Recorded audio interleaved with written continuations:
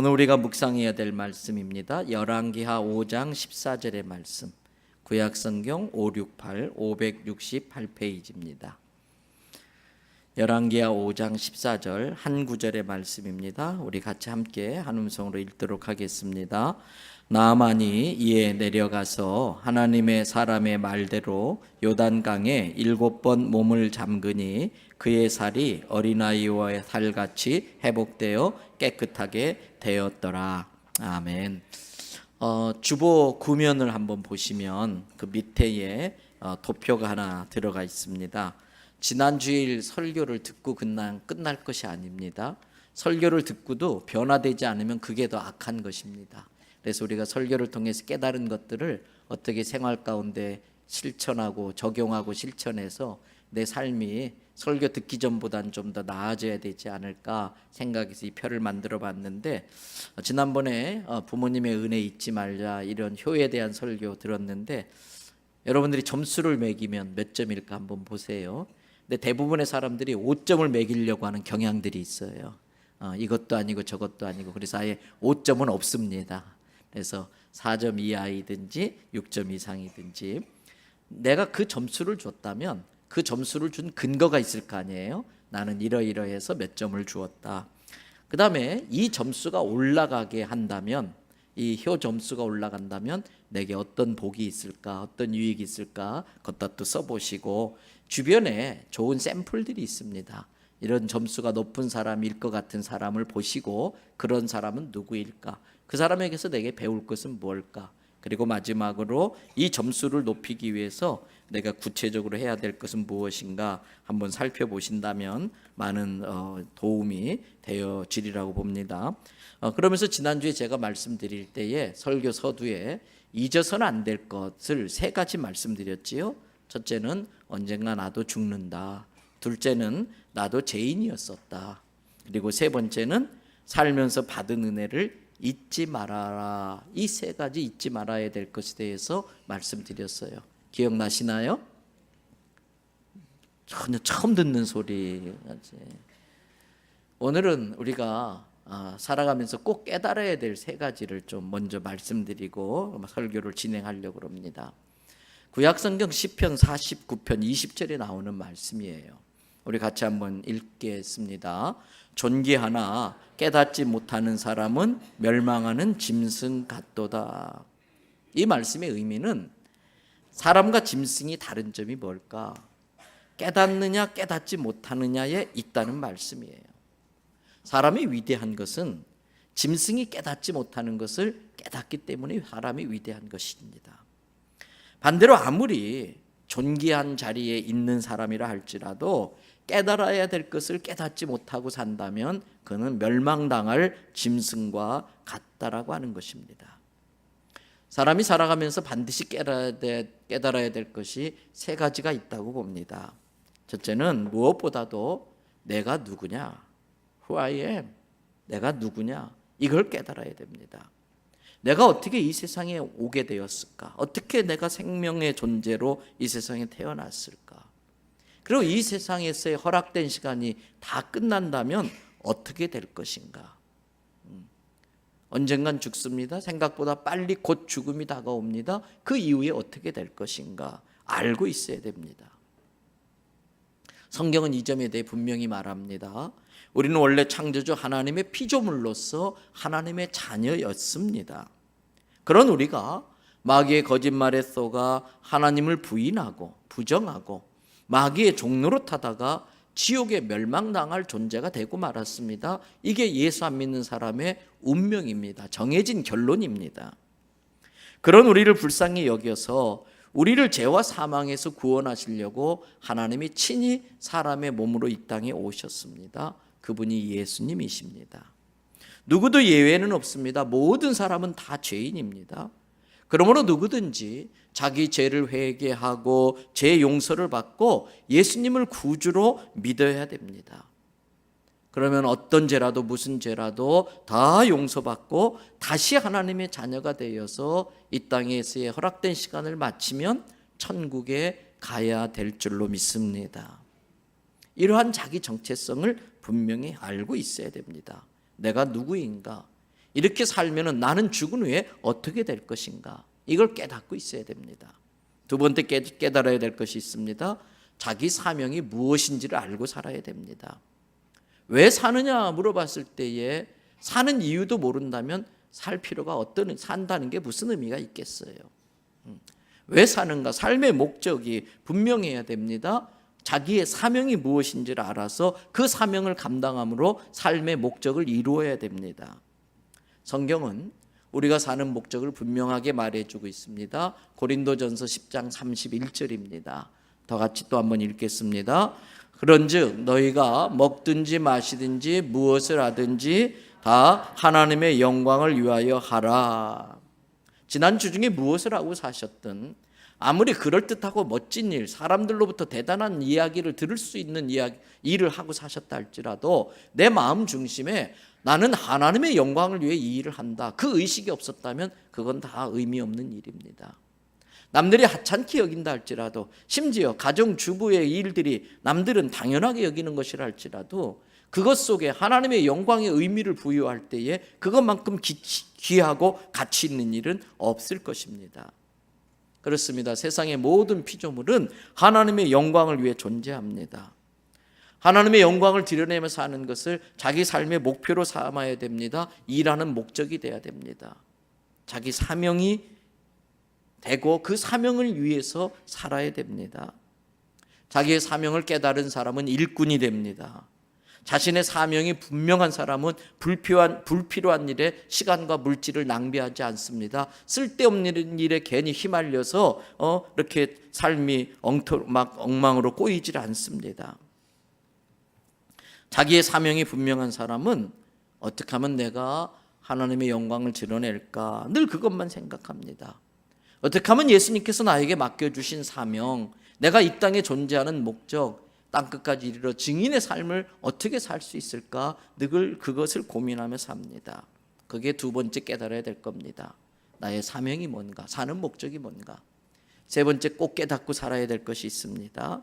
여러분, 하나님의 은혜가 아니면 나는 한순간도 살 수 없다. 하나님의 은혜가 아니면 나는 아무것도 아니다. 이걸 늘 생각하며 살아야 돼요. 학생이 수학 문제를 풉니다. 자기 실력으로 풀 수 있는 문제는 굳이 선생님께 가져옵니까? 안 가져옵니까? 제가 아주 수준 높은 질문을 하고 있나요 지금? 대답을 해주세요. 대답을. 자기 실력으로 풀 수 있는 문제는 갖고 옵니까? 안 갖고 옵니까? 안 갖고 옵니다. 그러나 자기 실력으로 도저히 풀 수 없는 문제는 선생님께 가져와야 됩니다. 그게 겸손입니다. 그래야 배울 수 있습니다. 그래서 선생님이 필요한 것입니다. 신앙생활도 마찬가지입니다. 내 힘으로 감당할 수 있는 일이라면 굳이 하나님께 갖고 올 필요가 없습니다. 여러분, 일본 사람들 중에서도 예수님 믿는 사람이 있을 거고 한국 사람들 중에서도 예수님 믿는 사람이 있는데 한일전 축구 시합할 때 양측서 기도하면 참 곤란해요. 똑같이 자식들이 우리 편 이기게 해달라고 하니까. 내 힘으로 감당할 수 있는 문제라면 굳이 하나님 앞에 갖고 나올 필요가 없어요. 내 힘으로 해결하면 됩니다. 그러나 인생이 그렇게 간단하지는 않습니다. 인생은 수학 문제 푸는 것처럼 공식처럼 딱딱 맞아떨어지지 않더라는 것입니다. 내 힘으로 해결할 수 없는 문제들이 도처에 널려져 있습니다. 내 생각대로라면 이렇게 되었었어야 되는데 그렇게 되지 않는 경우들이 너무나 많습니다. 그것이 인생입니다. 그래서 지혜는 모든 문제를 다 풀 줄 아는 것이 지혜가 아닙니다. 어차피 그러한 지혜와 지식을 갖고 있는 사람은 없습니다. 지혜는 내 실력으로도 안 되는 것이 있다는 걸 아는 게 지혜입니다. 그리고 겸손히 나보다 더 큰 지혜를 가진 분의 도움을 받을 줄 아는 사람이 지혜로운 사람입니다. 내 문제를 풀어줄 수 있는 사람을 알고 있는 것이 그 사람의 실력인 것입니다. 내 능력은 이거밖에 안 되지만 나를 도와줄 수 있는 큰 능력을 갖고 있는 분을 알고 있는 게 나의 능력이고 나의 실력인 것입니다. 오늘 본문 열왕기하 5장을 보면 나아만 장군의 이야기가 나옵니다. 1절을 먼저 보십시다. 다 같이 읽어보실까요? 아람 왕의 군대 장관 나아만은 그의 주인 앞에서 크고 존귀한 자니 이는 여호와께서 전에 그에게 아람을 구원하게 하셨음이라. 그는 큰 용사이나 나병 환자더라. 처음과 끝을 알고 계신 하나님께서 먼 미래를 보고 나아만에게 기회를 주고 능력을 줘서 아람을 구할 수 있는 그러한 일을 한번 하게 한 적이 있어요. 여러분, 그는 나라를 구한 적이 있었던 구국공신이기 때문에 아주 크고 왕 앞에서도 크고 존귀한 자의 대우를 받았어요. 소위 말하면 잘 나가는 사람이에요. 부러울 것이 없는 사람입니다. 늘 번쩍번쩍거리는 훈장을 이렇게 달린 제복을 입고 다닙니다. 사람들은 그것만 보고도 그가 누군지 바로 알아봅니다. 그 앞에서 땅바닥에 엎드려 절을 합니다. 인생이 그렇게만 되면 얼마나 좋을까요? 그러나 오늘 1절이 그렇게 끝나지 않았습니다. 1절 끝부분을 보세요.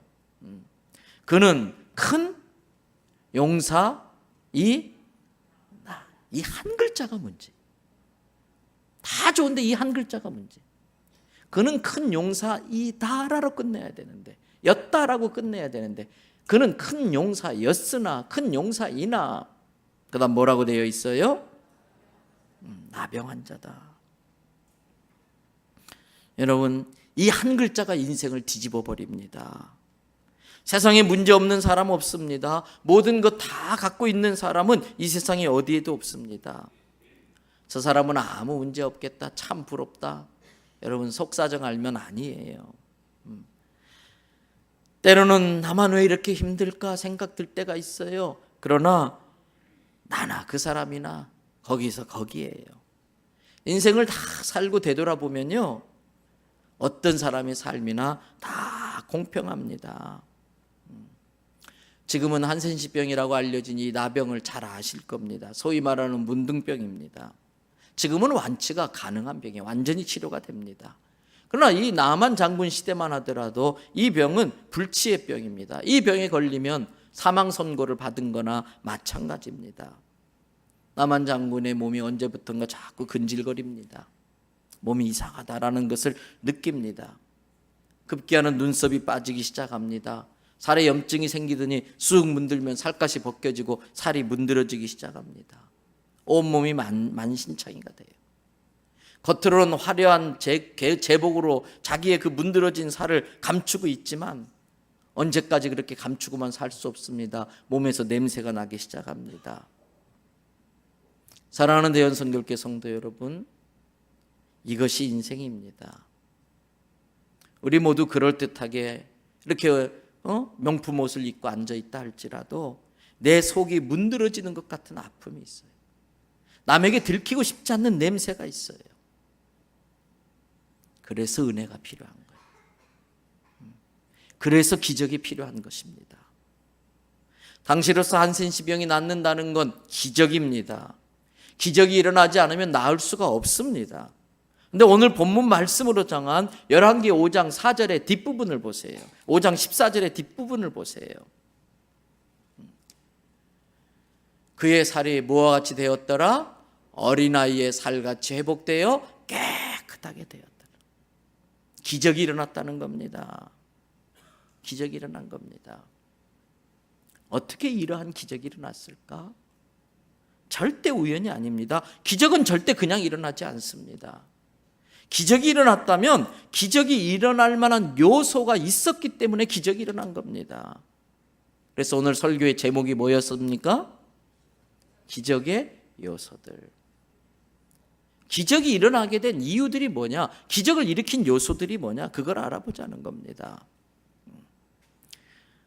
어떤 기적의 요소가 있었기에 나만 장군의 한센시 병이 낫는 기적이 일어날 수 있었을까? 첫 번째, 여러분, 자신의 연약함을 인정하고 드러내야 기적이 일어나요.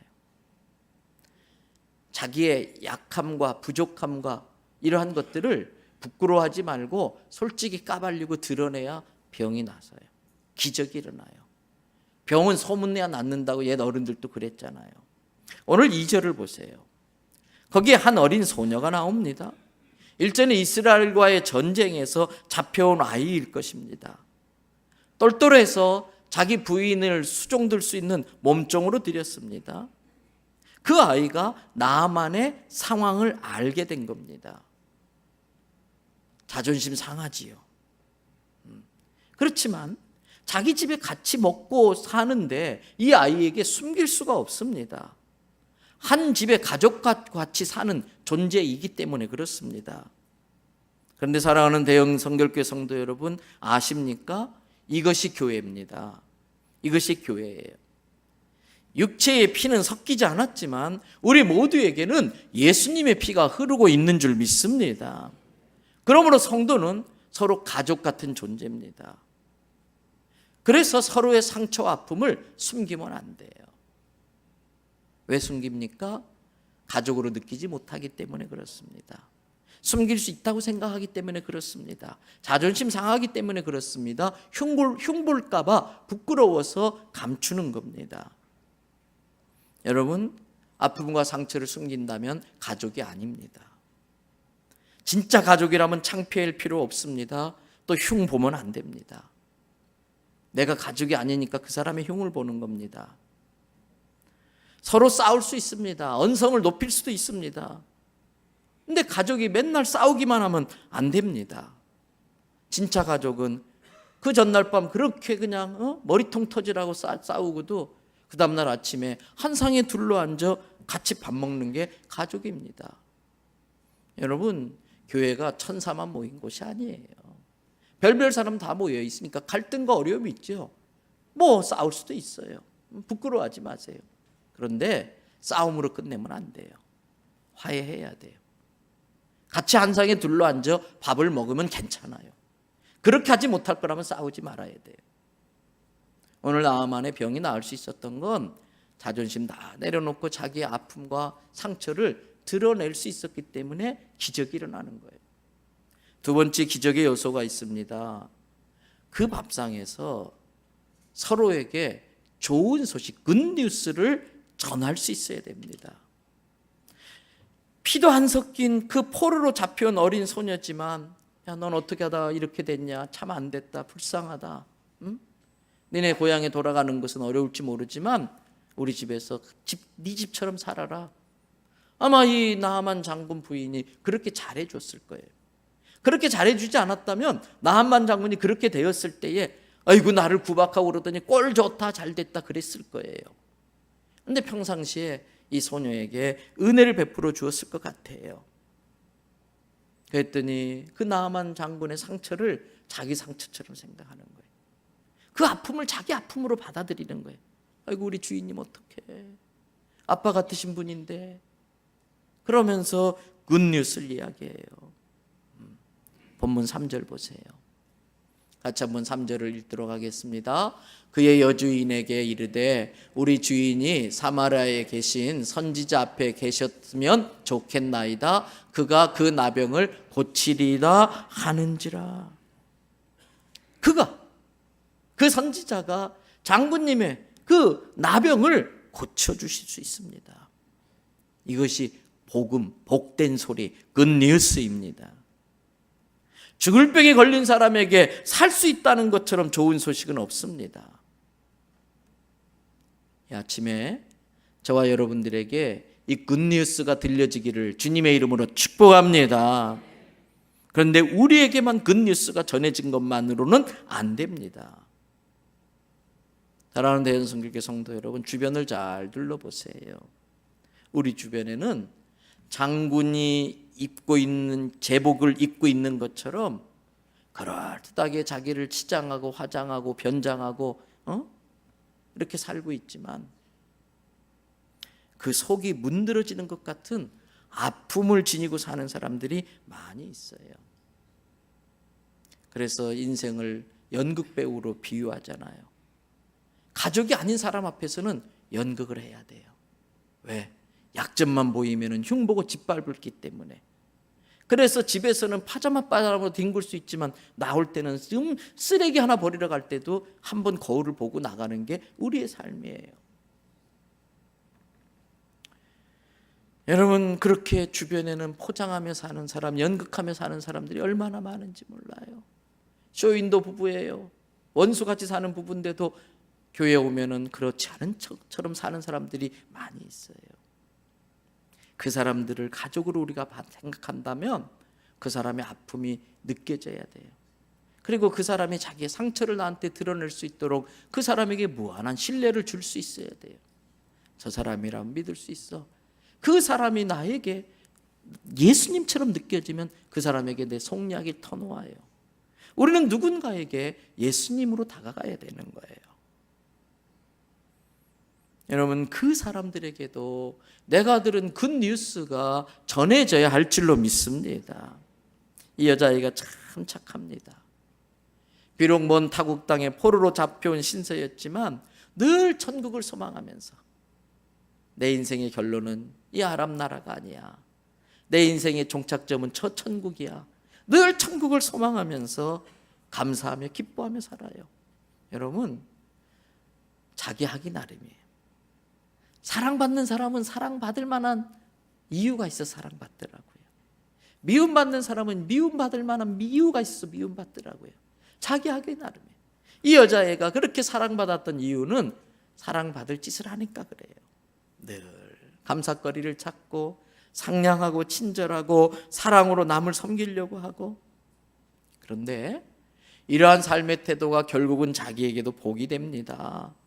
만일 앞에서 말한 것처럼 이 아이의 심사가 뒤틀려서 나만 장군이 한센시병 걸렸다는 걸 알자 아이고 참 잘됐다, 고소하다, 내 그럴 줄 알았다, 내가 너 잘되나 두고 보자 이렇게 벼렀는데 이런 날이 올 줄 알았다.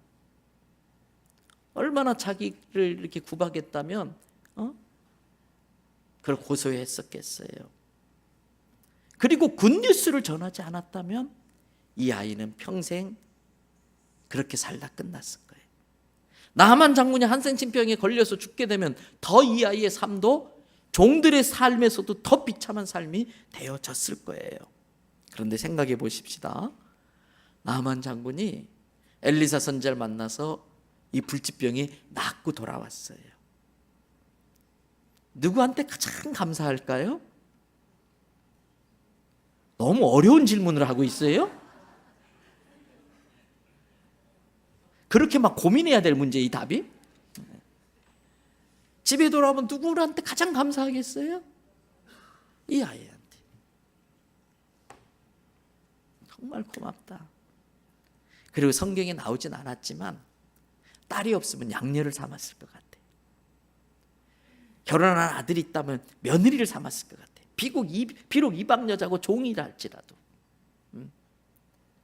아니면은 정말 금은보화를 써가지고 친서를 해가지고 호위병 붙여서 자기 고향으로 보내주었을 것 같아요. 그렇습니다. 그 아이에게 친절하게 대한 게 내게도 복이었었어요. 가족처럼 대한 게 내게도 복이었었어요. 그랬더니 그 아이가 나한테 굿뉴스를 전하더라는 거예요. 그런데 내가 굿뉴스를 그 사람에게 전한 것도 그것이 결국 내게 복으로 오더라는 거예요. 그게 인생이에요. 여러분, 기적이 일어났던 중요한 요소, 굿뉴스를 전하는 사람이 있었기 때문이에요. 세 번째 요소는요, 겸손입니다. 겸손이에요. 지난주 제가 이제 우리 교회도 또 도입하려고 열심히 세미나도 다니면서 제가 배우고 있는데, 이제 라운드 테이블이라는 프로그램을 제가 좀 진행을 하려고 지난주 중에도 가서 열심히 배우고 왔어요. 그때 배웠던 주제가 경청이었어요. 존경하는 마음으로 잘 듣는 거예요. 제가 그 공부를 하고 나니까 아이고 나도 그렇게 경청을 잘하는 사람은 아니었구나. 그래서 오늘 주보에 만든 그 도표가 제가 얼마나 경청을 잘하는지 그 평가할 때 쓰는 도표인데 이것을 지난주에 설교로 이렇게 적용해가지고 만들어 본 거예요. 나아만 장군은 이 어린 소녀의 말을 경청했어요. 아이 쓸데없는 소리 아니야. 우리는 아랍 나라의 최고의 명의들도 못 고치는데 그런 니네 나라에 무슨 이렇게 하지 않았어요. 자기가 장군이라고, 자기가 높은 사람이라고, 내가 더 많이 배웠다고 잘난 척하지 않았어요. 만약에 나만 장군이 이 아이를 그렇게 대했다면, 경청하지 않았다면 그는 이 병을 고치는 기적을 경험하지 못했을 겁니다. 기적을 경험하려면 겸손히 들어야 돼.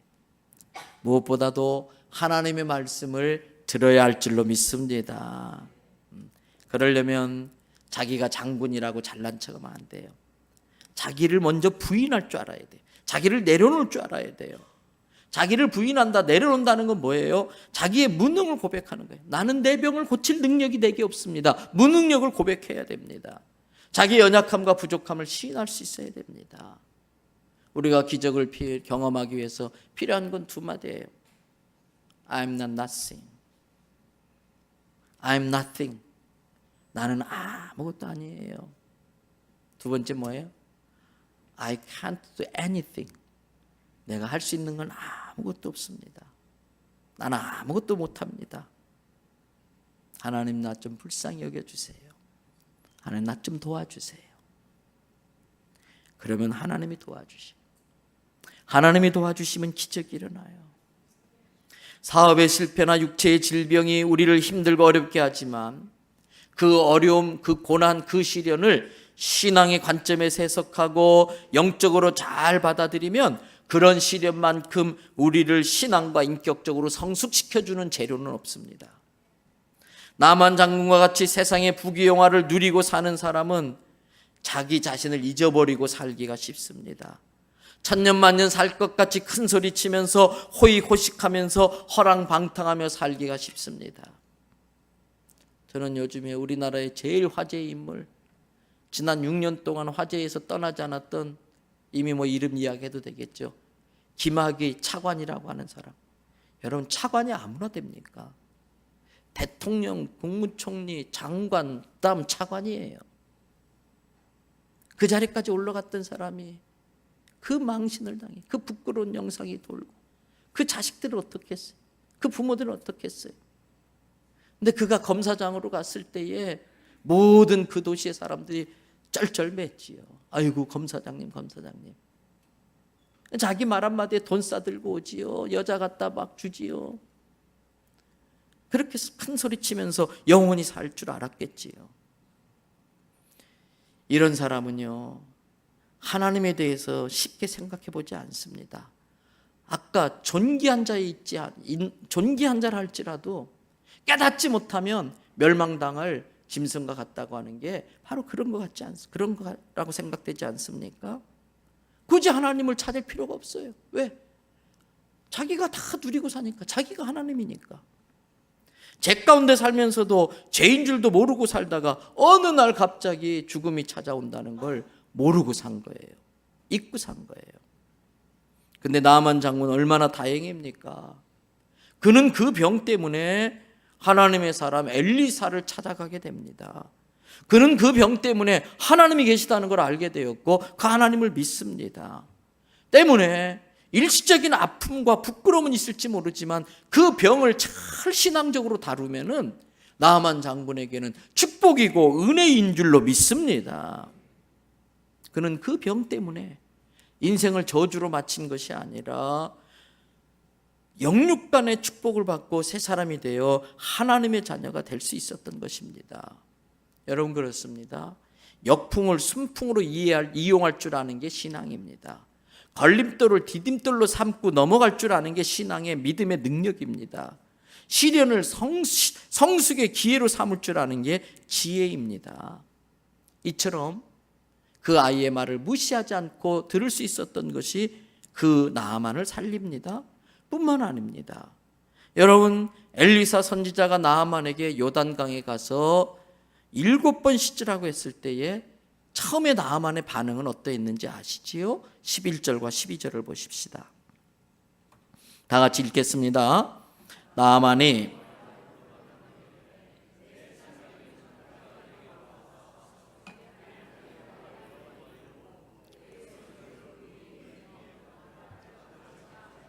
(12절) 다메섹강 아바나와 바르발은 이스라엘 모든 강물보다 낫지 아니하냐? 내가 거기서 몸을 씻으면 깨끗하게 되지 아니하려 하고 몸을 돌려 분노하여 떠나니. 누구나 사람에게 이런 경향이 있어요. 여러분, 당시 이스라엘보다 아람 나라는 훨씬 더 강대국입니다. 이스라엘이 아람 왕한테 벌벌 떨었습니다. 그때 나아만 최고 장군이 온다면 저 시골 그 엘리사 선지자 정도는 버선발로 쫓아나와서 굽복 절하고 자기를 아주 환대할 줄 알았어요. 문도 안 열어봐요. 선지자님, 아람 나라 나아만 장군님이 오셨는데요. 왜 왔다냐? 아니, 한센시병이 걸렸다네요. 그래? 저 요단강 가서 7번 씻으라고 그래. 그게 끝이에요. 요단강 성지순례 가보신 분 아시지요? 강 같지도 않아요. 그냥 시내 같아요. 그러니까 나만이 뭐래요? 우리나라의 아바나 강이나 바르발 강이 훨씬 더 깨끗하다. 거기 가서 씻는 게 차라리 낫지. 그리고 몸을 돌려 분노하여 떠나니. 이게 교만입니다. 이게 교만입니다. 다행히 나아만 곁에는 좋은 종이 있었어요. 그 종이 나아만에게 말합니다. 13절 14절 보세요. 그의 종들이 나와서 말하여 이르되 내 아버지여 나아만 장군이여 선지자가 당신에게 뭐 대단한 일 하라고 말했다면 그거 하지 않았겠습니까? 이보다 훨씬 어려운 거 요구하면 그거 했을 텐데 이게 뭐 어려운 일이라고. 그런데 다행히 14절 보세요. 그 종의 말을 나아만이 들었어요. 아랫사람의 말을 잘 들어요. 이게 나아만의 좋은 점이에요. 그게 기적을 경험한 거예요. 나아만이 이에 내려가서 하나님의 사람의 말대로 요단강에 7번 몸을 잠그니 그의 살이 어린아이의 살같이 회복되어 깨끗하게 되었더라. 남의 말을 듣는 게 겸손입니다. 남의 말을 듣지 않는 게 교만입니다. 끝까지 남의 말을 들으려고 하지 않는 사람은 도와주고 싶어도 도와줄 수가 없습니다. 물에 가서 씻으려면 뭐부터 해야 되나요? 여러분, 씻으려고 할 때에, 샤워하려고 할 때에 뭐부터 감아요? 아니에요. 뭐부터 감아요? 에? 발? 아니에요. 눈부터 감아야 돼요.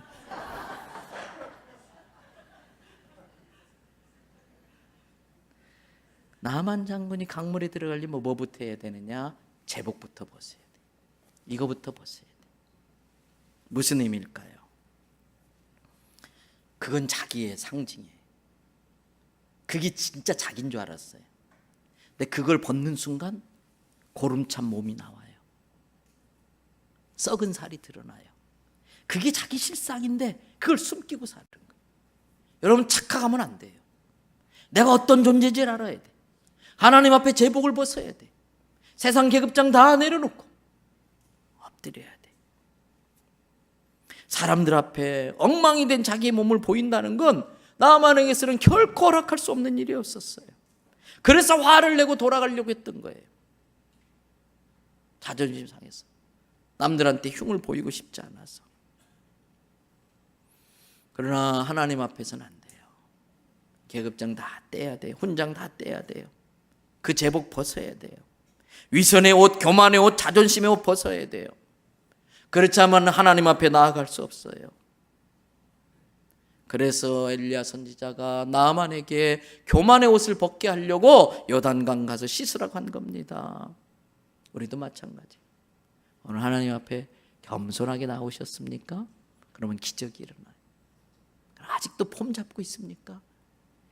여러분, 집에 가셔서 계속 이렇게 하고 계세요? 집에 가셔서 계속 화장 그냥 2중 3겹으로 바르시고 SK2를 믿고서 그냥 버티고 계세요. 집에 가서 넥타이 탁 매고 얼마나 피곤하냐. 교회는 가정이라니까요. 집이라니까요. 아버지의 집이라니까요.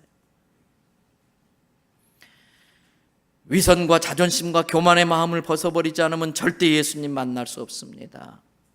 나아만은 인복이 있는 사람이에요. 하필이면 왜 그런 아이가 그 집에 들어왔었을까? 얼마나 다행이에요. 그 여자아이가 그 집에 몸종으로 들어왔다는 게. 자기 밑에 그러한 장군 앞에 두려워하지 않고 화가 난 나아만이에요. 장군님, 그래도 선지자 말 들어보면 이 자식 건방지게 네가 이럴 수 있는데 혼날 수 있다는 걸 알면서도 장군님, 더 큰 일 요구하면 그거라도 했을 텐데 이거 뭐 별건데 들어갔다 가시지요. 그렇게 말할 수 있는 주변 사람이 있었어요. 여러분, 내 주변 사람이 어떤 사람인가 잘 생각해 보세요. 조언을 해줘야 돼. 이간질시키고 거짓말하고 나를 이용해 먹으려고 하고, 진짜 못된 사람이에요. 이런 연합회 일을 해보니까요, 자기는 뒤에 안 그런 척 하고 있어요. 그러면서 회의 끝나면 나가가지고 잘 충동질 당하는 사람 있잖아요. 당신이 아니면 안 돼, 당신이 나서야 돼, 이거 뭐 이런 거야. 그러면 그 사람 뭣도 물어와서 흥분해가지고 막 소리 지르고 이러더라고요. 못된 거예요. 그런 사람하고 어울리면 안 돼요. 여러분, 인복이 있어야 돼. 부족하지만 제가 여러분에게 하나님이 주신 복이 되길 바랍니다. 여러 성도님들도 저에게 하나님이 주신 복이 되길 바랍니다. 여러분, 주변 사람들에게 복음을 전할 줄 알고, 주변 사람들이 요단강에 7번 들어갈 수 있도록 조언해 줄 수 있는 역할을 해줘야 돼요. 아내가 남편에게, 남편이 아내에게, 부모가 자녀에게, 자녀가 부모에게, 성도가 성도에게. 그게 뭘 어려운 일이라고요. 우리 같이 순종해 봅시다. 요단강 한번 들어가 봅시다. 이렇게 해줘야 돼요. 남전대 여전대 모여서 투덜거리고 자꾸 하나님 영광 가리는 이야기하고 안 돼요. 남 씹는 이야기하고 안 돼요. 나아만은 종의 말을 듣고요, 엘리사의 말에 순종합니다.